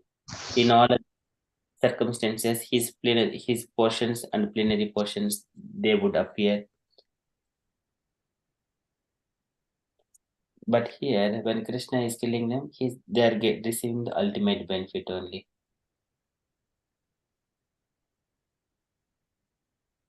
Okay, so when we say Krishna's name, are we only tapping into that loving God, the one that's shant and peaceful and loving, or are we tapping into the holistic Krishna who has the ability, who is like you say, the supreme personality of Godhead, who also has the role, because he is the ultimate father, of disciplining and even in whichever way all of the living entities. Yes, Mataji, that is Which right. one are we tapping into? Yeah, that is one is the discipline thing, and another thing is, Krishna has done a playfully killed all these demons very easily, playfully. When we hear that one, that is what Janma Karma Chime Divyam Yevam Yoveti Tatpataha. scientifically. And why what Podana represents, what Vyomasara and Trunavatta and Pralambasara represent, then the tattva would also understandable in the heart. And also here outside, Krishna is doing as pastime. He's playfully killing all these things. When we hear, we derive so much of pleasure. Krishna killed this demon. And children, oh, as a children, Yeah. and then take so much of pleasure. Yeah, because it's playful, isn't it? Like when you hear the stories, it's like, yeah, like, you know, even when you're watching it as a child, you're like, yeah, kill that demon. But then as we kind of go a bit deeper, like we are chanting, so we are tapping, you know, they say Krishna and his name is non-different. So that, you know, when that, you know, that he is the all attractive because of the 6 opulences, because he's full in them. But then there's also the holistic Krishna. Yeah. Yes, Mataji. So here, just only one demon is being killed, but we take so many souls are taking pleasure. So here, there is no loss for the demon because he was killed in the hand of Krishna, and he got liberated. At the same time, from the material people who have got the material bodies, when they understand that one, they derive more pleasure. So there is all auspicious to everyone. There is no loss at all. Okay. Thank you so much, Mataji, for bringing those points. Okay, so we are at 10, 8, 10. So once again, we take the recitation. We shall go in the reverse order. Usha Mataji, would you like to go first? 3 times? And try to remember if...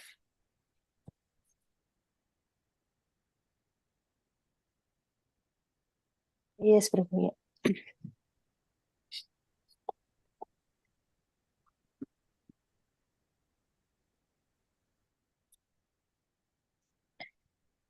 मुमुक्षवो घोररूपान् हित्वा भूतपतिं नारायण कलह शान्ता भजन्ति हि न सूयवः मुमुक्षवो घोररूपान् हित्वा भूतपतिं नारायण कलह शान्ता भजन्ति हि न सूयवः मुमुक्षवो घोररूपान् हित्वा भूतपतिनथ नारायण कलाशान्ता भजन्ति न सूयवः. Yes, Mataji. Thank you. Beautifully recited. Radha Sevika Mataji, would you like to go?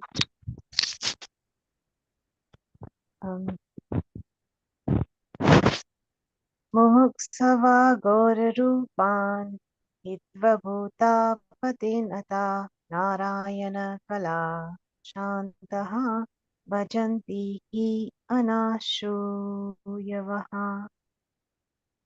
I'm going to try and do it with my eyes closed or peek. Mamuksava Gora Rupan Hitva Bhuta Patin Atha Narayana Kalam Santa Bhajanti Hi Anasuyavaha. Mamuksava Gora Rupan Hitva Bhuta Patin Atha Narayana Kala Shantaha Bhajanti Hi Anasuyavaha. Very beautifully recited, Mataji. So this first letter, first word, it is mumukshavo, mumukshavo, mumukshavo. Mukshavo, mumuksha, shavo, Ksha, sha, mumukshavo. Okay, thank you so much, Mataji. Mumukshavo ghor rupan hitva bhotapatinata narayana kalaha santa bhajanti henusuyavaha. Very beautifully recited, Mataji. And you remembering. And the Shanta, is it is it Santa or Shanta? This is Shantaha. So, so this is the Shanta. When we are doing continuously, it will go like Shanta. When we stop here, then it is coming here. This word Shantaha. Narayana Kalaha Shantaha. Bhajantihi Anasuyavaha. If we are continuously doing Narayana Kalaha Shanta Bhajanti Anusuyavaha, it goes in that way. Thank you, Mataji. Jahnukanya Mataji, would you like to go now?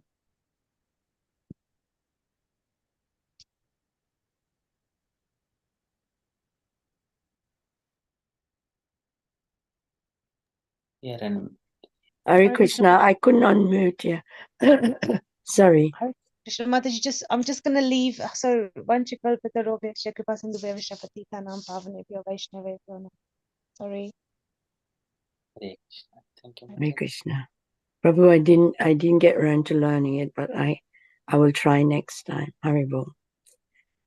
Yeah, sure. Mataji. Just I can look at it and just. Haribol. Mumukshavo ghora rupan hitva bhuta patinatha narayana kala santaha bhajanti anansuyaha suvaha mumukshavo ghora rupan hitva bhuta patinatha narayana kala santaha bhajanti anasuyavaha mumukshavo guru rupan hitva bhutat patin atha narayana kala santaha bhajanti anasuyavaha. Hare Krishna. Thank you so much, Mataji. Very nicely recited. So because we recite number of times, we recognize these words again whenever the time comes. Thank you, Mataji. Gauringi Mataji, would you like to go now? Hare Krishna Prabhuji. Okay, Prabhuji. Mumuchavo Ghora Rupan Hito Bhuta Pati Natha Narayana Kalaha Santa Bhajanti Anasuyavaha Mumuchavo Ghora Rupan Hito Bhuta Pati Natha Narayana Kalaha Santa Bhajanti Anasuyavaha Mumuchavo Ghora Rupan Hito Yitva Bhutapati Natha Narayana Kala Santa Bhajanti Yanasuyavaha. I can do Prabhuji now. I want to close my eyes then. Yeah. Momo Chavo Ghora Rupam Yana Momo Chavo Ghora Rupam Yito Ghora Pati Natha. First one I forgot Prabhuji. Narayana Kala Santa. After that, Bhajanti Yanasuyava, just 2-3 word, Prabhuji. Welcome, Mataji. Hare Krishna, Prabhuji. Hare Krishna. Thank you so much, Mataji. Very beautifully recited. You have tried your level best, but you will remember it. As soon as this session is over, you will remember all the words completely. Okay, so there is a little purport as well. Can I request devotees to take 2 turns? So 3 devotees, yeah, 2 paragraphs each. So we can go ahead. Hare Krishna, Prabhu. Yes, Can I read Mataji. first, Prabhu? Yes, Mataji. First 2 paragraphs. Okay. The Supreme Personality of Godhead, Sri Krishna, who is the original form, original person of the Vishnu categories, expand himself in 2 different categories, namely integrated plenary portions and separated parts and parcels. The separated parts and parcels are the servatures, and the integrated planetary portions of Vishnu Tattvas are the worshipful objects of service. All demigods who are empowered by the Supreme Lord are also separated parts and parcels. They do not belong to the categories of Vishnu Tattva. The Vishnu Tattvas are living beings equally as powerful as the original form of the personality of Godhead, and they display different categories of power in consideration of different times and circumstances. The separated parts and parcels are powerful by limitation. They do not have unlimited power like the Vishnu Tattvas. Therefore, one should never classify the Vishnu Tattvas with the plenary portions of Narayana, the personality of Godhead, in the same categories with the parts and parcels. If anyone does so, he becomes at once an offender by the name Pasandi. Pasanda. In the age of Kali, many foolish persons commit such unlawful offense and equalize the two categories. Hare Krishna. Thank you, Prabhu. Hare Krishna. Thank you so much, Mataji. Okay, so can I request Kanya Mataji, would you like to go next? Hare Krishna. It's the separate parts, isn't it? Yeah. Yes, Mataji. The separated parts and parcels have different positions in the estimation of material powers, and some of them are like Kali Bhairava, Smasana Bhairava, Sani, Mahakali, and Chandika. These demigods are worshipped mostly by those who are in the lowest categories of the mode of darkness or ignorance. Other demigods like Brahma, Shiva, Surya, Ganesha, and many similar deities are worshipped by men in the mode of passion, urged only by the desire for material enjoyment. But those who are actually situated in the mode of goodness, Sattva Guna, of material nature, worship only Vishnu Tattvas. Vishnu Tattvas are represented by various names and forms, such as Narayana, Damodar, Vamana, Govinda, and Adukshaja.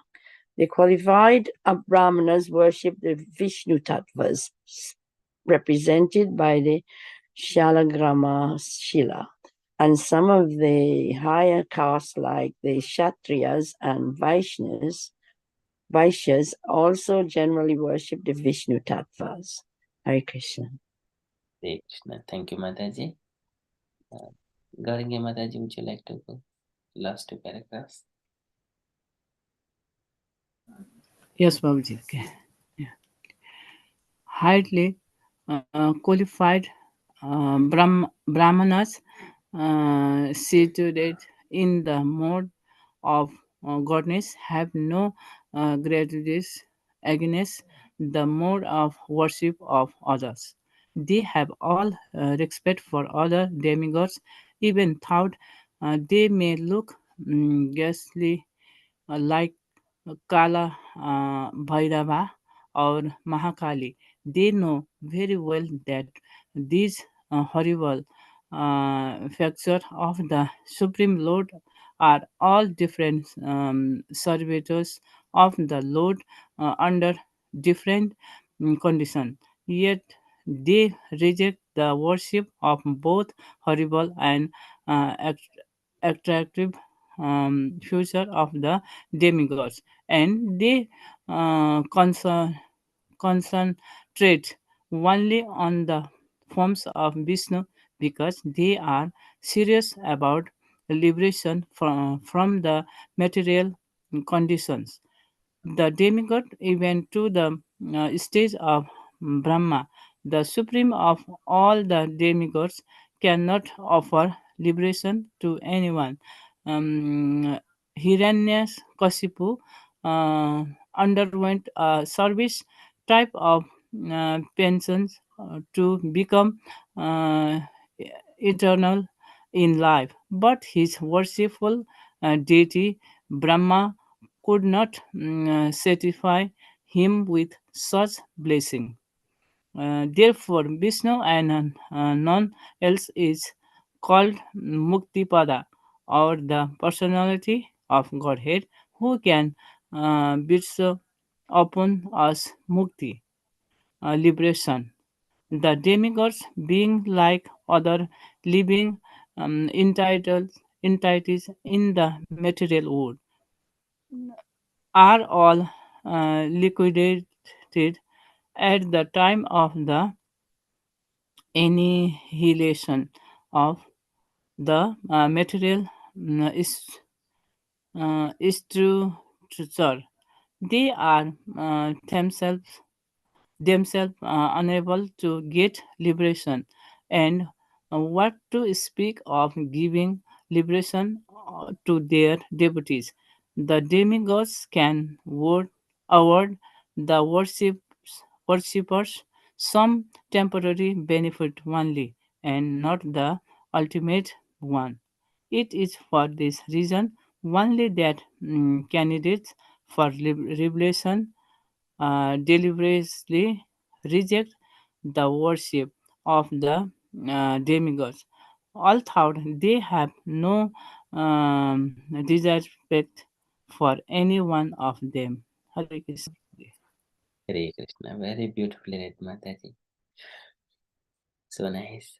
So this is a beautiful purport, and the Prabhupada is giving so much of light in each and every verse, how to, in all circumstances, how the mind should be thinking and how our activities should be. We do not disrespect anyone, any other demigods. They are different energies of the Supreme Personality of Godhead. And we are in our own path. That's all. Any other points, dear devotees, you wanted to highlight or you wanted to say anything from these purports?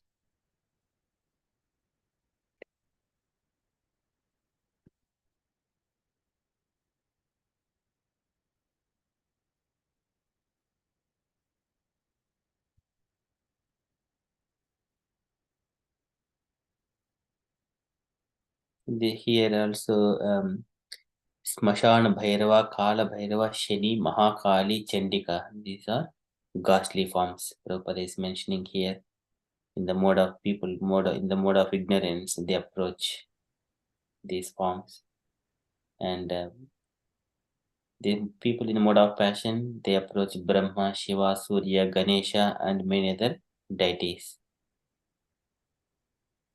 And in the mode of goodness, they approach Vishnu Tattvas like Narayana, Damodara, Vamana, Govinda, and Adokshaja.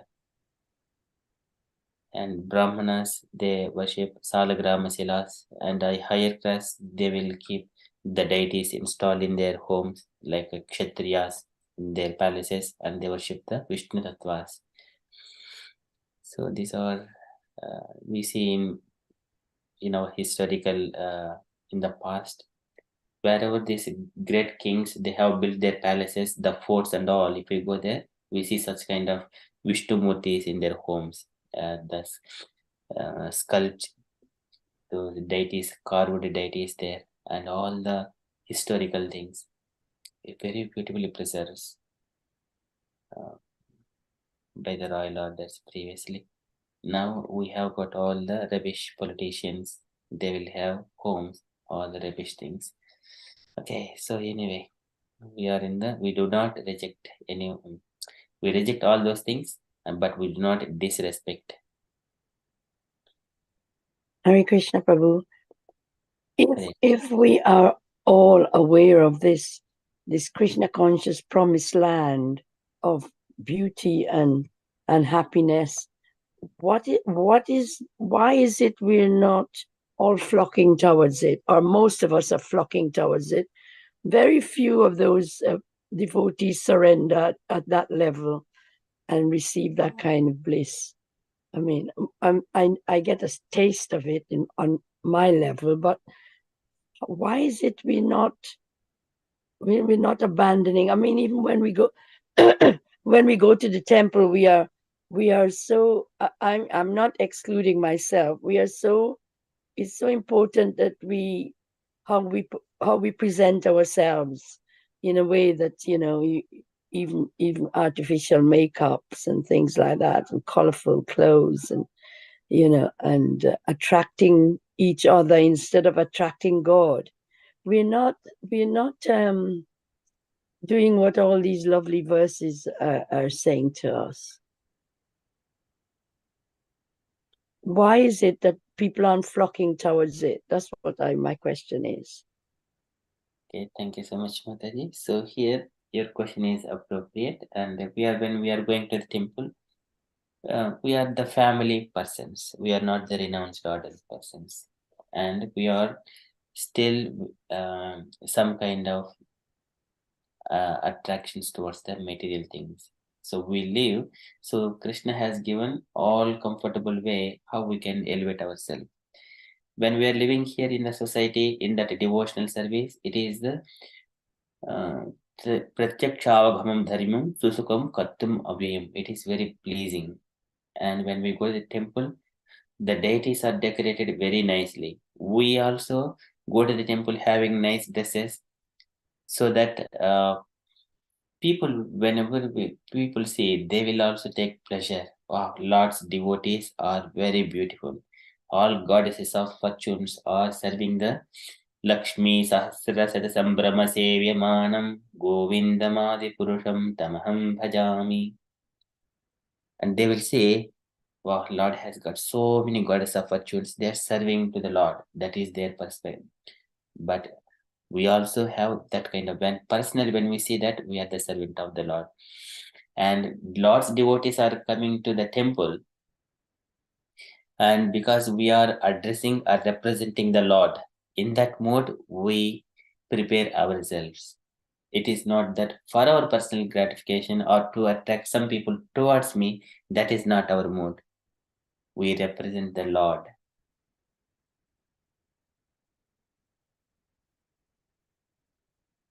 And so this is Lakshmi Sahasra Sada Sambrama Sevyamanam. I am one of that Lakshmi Devi. I am serving the Lord in a different capacity. I am giving these books to all the devotees of the Lord who are trying to take shelter of lotus feet of Krishna. I am giving all these books to them. And if I dress nicely, I represent the Lord. So they will be very happy by looking at him. It is not to attract these people, because I am representing the Krishna here in this particular position. That mode, it would make everything auspicious and blissful. That is the higher principle. When we keep that principle, we will be happy also implicitly. That is implicitly covered, but actually we are carrying out our duty as a servant of the Lord, as a goddess of fortune in the temple. In whatever the capacity we have got, we are engaging, representing the Lord. Hare Krishna, you never cease to provide us with the most perfect answers, do you? It's amazing. Thank you. I never thought of that. It's just to stop and think. You can think of all these things, but sometimes we just run with the crowd, don't we? And you follow what you see, which is not nice. Hare Krishna, you go with your pure open heart, you will receive the benefit. Yes, Mataji. Yeah. And when the devotees and the streets in the Western countries, the devotees wearing very nice, colorful dresses, taking colorful things in the hand and waving and then dancing, they are representing the Supreme Personality of Godhead, Goddesses of Fortune. So that is what all devotees, they are attracted towards Krishna and his opulences. Mm-hmm.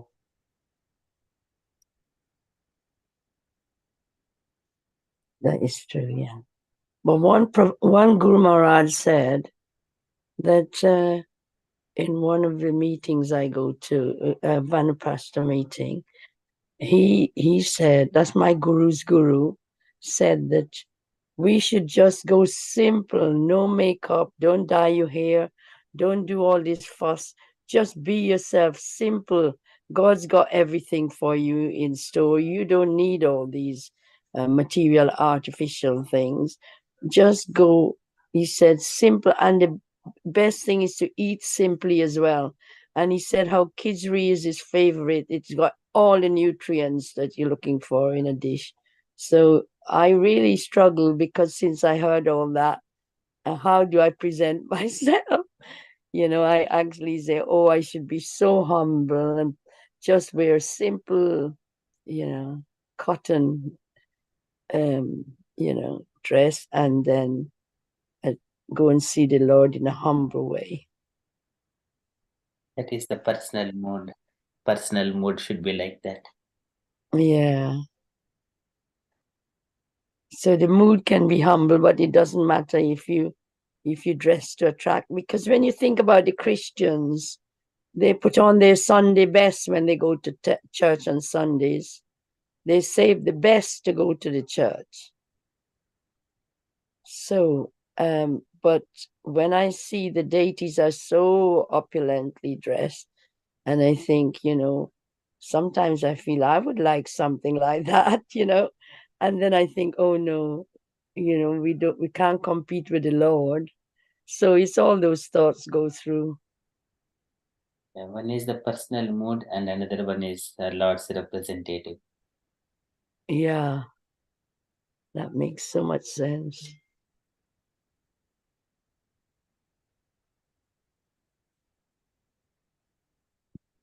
Thank you so much, Mataji.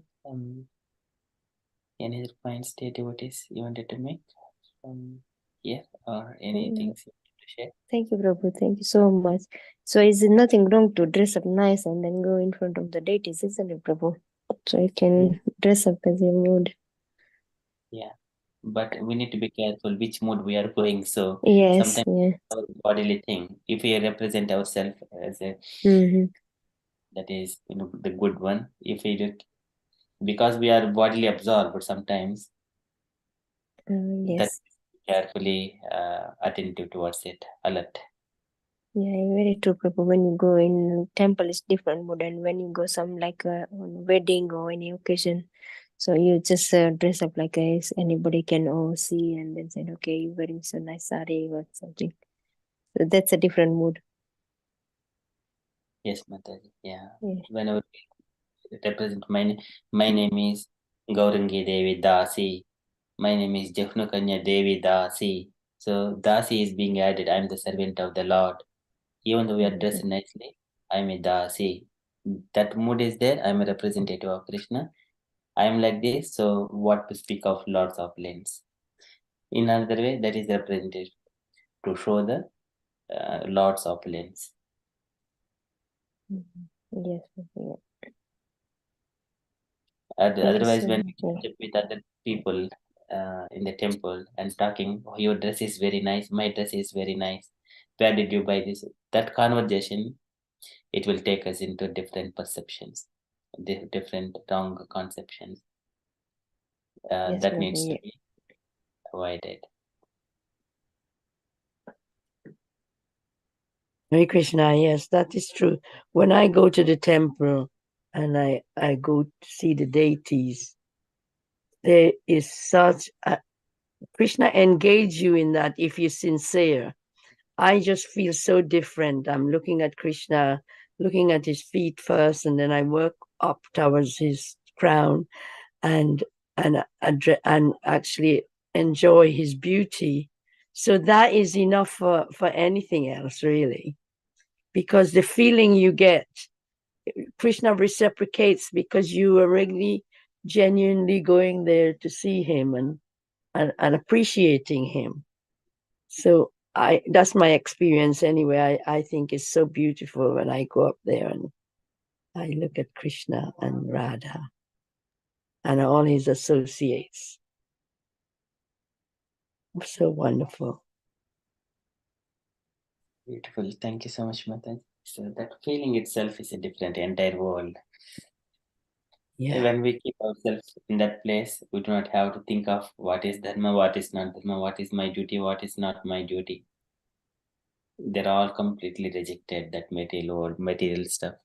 Yeah.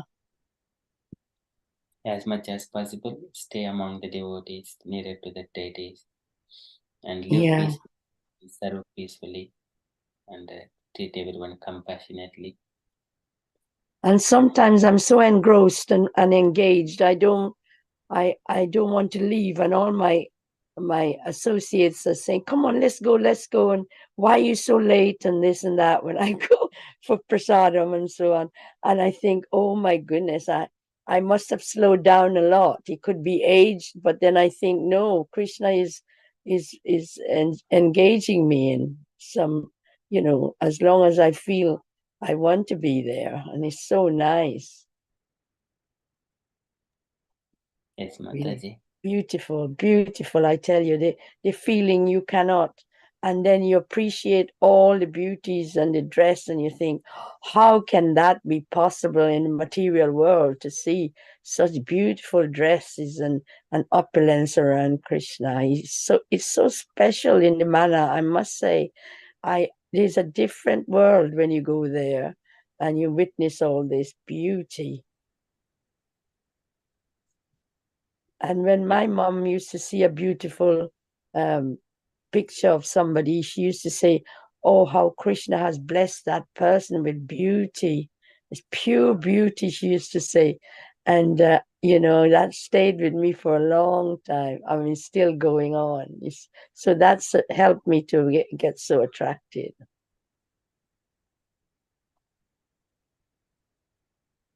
Yes.